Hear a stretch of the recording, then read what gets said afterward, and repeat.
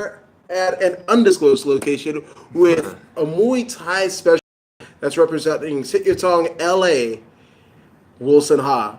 Wilson, how are you, good sir? Pretty good, pretty good.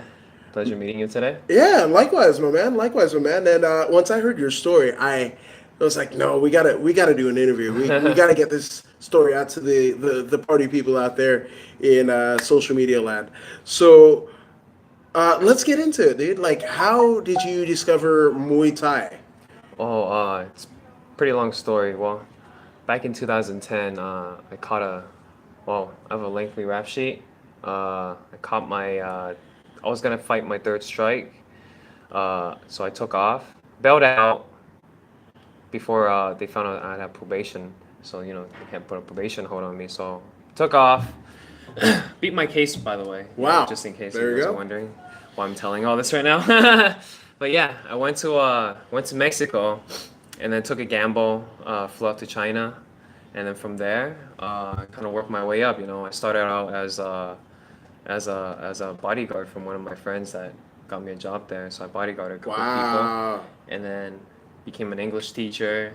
And Whoa. then, but yeah, when I was teaching English, one day I was walking by this one gym, and I noticed that these tiny little kids were smacking pads with a Thai trainer. And I was thinking to myself, damn, those little kids look like they could kick my ass. So Wow. from that day on, I kind of took a liking to Muay Thai. I tried it out, and first thing, it clicked. I just loved it. From then on, I stuck with it. And long story short, after a couple years, I ended up coming back to fight my case. I beat it after fighting it for a little over a year. Uh, and then after I came out, not a week after, I found Sityatong. Because I remember I was driving past Sityatong a couple years ago, like 2006, 2007. I passed by it. I was like, Sityatong, boxing, Muay Thai, that looks interesting. Uh, but never really gave much thought into it, so I just went past it. But when I came back out, I thought to myself, Sityatong. It was in Pasadena, so I went there, found it, did a trial class, and that was it. And And you it were hooked. kickstarted my whole career. Yeah. Now that's a wild deal. I mean, going into Mexico first, and then was it Shanghai Yeah, that you end up? Shanghai. Uh, did you have aspirations for pursuing martial arts then, or you're just like, I gotta No, go? no, I just gotta go. It was just I thought of doing life in prison. I was like, fuck, I don't want to do that, so I took off. Wow. Yeah. No, man. I totally hear you on that, man. So, you're probably one of those guys where you were probably told like you fighting would probably land you in prison or dead the route that you were going. But now you have this whole new life in fighting. Yeah. I mean, it's a glorious path. You're training with Crew Walter and the rest of the team at Sityodtong. Um, what have you learned about yourself through fighting, through training to be a professional athlete? Uh, that I don't want to say was missing, but like that you felt you lacked at a previous stage in your life prior to coming to the gym. I felt like if I would have discovered Muay Thai a lot sooner, if I would have went back in 2006 or 2007, things would have been different, Because back then when I was a kid, I always looked for that adventure, that feeling of not knowing what's gonna happen. That's Right. what drew me into the type of gang life, and and honestly, fighting basically gives you that same type of excitement, and when you win a fight, that's like the ultimate bliss. It's the Yeah. highest of highs. 100%. And No, I mean it's an elixir almost of your spirit, your inner spirit. You know, you may get down and you find some will that you didn't know that you possessed before, and you're able to channel that into a victory. Whether, yeah, of course, it comes in many different ways. A punch or a kick that you didn't see, an opening, what have you. But it's a inner spirit. I think Buddhists will call it inshiden, which is like your inner spirit yeah, that kind of comes out, and we've seen it like in MMA, like Darren the Damage Elkins, at UFC 209 was getting the tar beating out of him, right? yeah, And literally out of nowhere, almost like a Lazarus out of the ashes, he comes out and not only beats the guy that's been kicking his butt the last 3 rounds, but he does it. He finishes him. Yeah.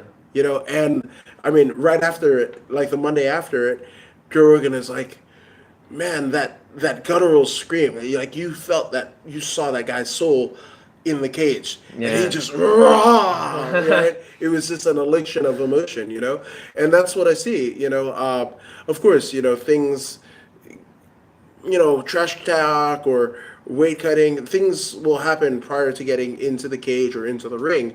But once you're there and you've done it, whether it be amateur or pro, it's one of those things like win, lose, or draw. I've done something that most people sitting on the couch will never be able to challenge themselves. Screw that. I'm able to challenge myself Yeah. and see what I was worth. I thought I was one way prior to this fight camp, but I'm something completely different. And not only am I something completely different, but my friends and family, my team that has supported me up until this point, they could see what I didn't see in myself. Yeah. Yeah, it's Exactly. kind of crazy, right? And yeah, I feel like martial arts or any type of contact sports, it's the truest form of expression. Because what you see in that ring, it's really Cool, cool. Oh, we're live. We're doing a. Yeah, yeah. That happens with Facebook or YouTube, I should say. But yeah, man, how crazy is that? That you have a art form that you able to kind of show your passion on your sleeve. Yeah, I mean, like I said, this is the only sport where you can see the truest form of expression. You see when somebody gives up in the ring when you're fighting. I can see it. Right. If I start tagging a person one too many times and start backing up, I can see that their spirits it's breaking, either their body or their spirit, and or vice versa. If I'm starting to get weak, you can see that he's starting to excel, and he's got to capitalize on that. And it's just different ways of viewing it, and it's from the outside point of view, it may look very violent, like, oh, you guys are punching each other, kicking each other, elbowing. But when you're getting that flow going, especially when you put two really tactical fighters together, it almost becomes like a dance, you know? Yeah, You know, absolutely. it's amazing, you know? Yeah, absolutely, man. So what's next for you? What I mean, do you have something lined up, or I you do. sure? I'm actually fighting beginning of next year, January 5th, at Burbank Marriott Hotel for WCK for a West Coast amateur title. Ooh, NWCK, for those who don't know, one of the premier Muay Thai organizations in all of California, and Southern California primarily is one of the most talent-rich regions in the world per capita of talented combat sports specialists, whether it be jiu-jitsu, Muay Thai, or what have you. So you fighting for their title, that's pretty dang cool, man. Oh, I've got one of their titles already. I'm going for another one. That's tremendous. So he's going for two. He's going for champ status here. That's pretty cool, man. Thank you. Yeah, absolutely. So if they want ticket information or what to see what you're doing on the road to January 5th, where can they find you on social media, good sir? They can search me up on Instagram. It's really easy. Wilson Ha Ha Ha Ha. Four Ha's. Wilson Four Ha's. Excellent. There you go. And that's about it. All right. Well, this is According to Woods with Wilson Ha, January 5th. WCK at the Burbank Marriott and Convention Center. This guy is going to be a champ. I can feel it in my bones. Get your tickets. Hit him up on Instagram. And we are out. Thank you guys for joining us. Wilson, thank you for your time. Thank you. We are out.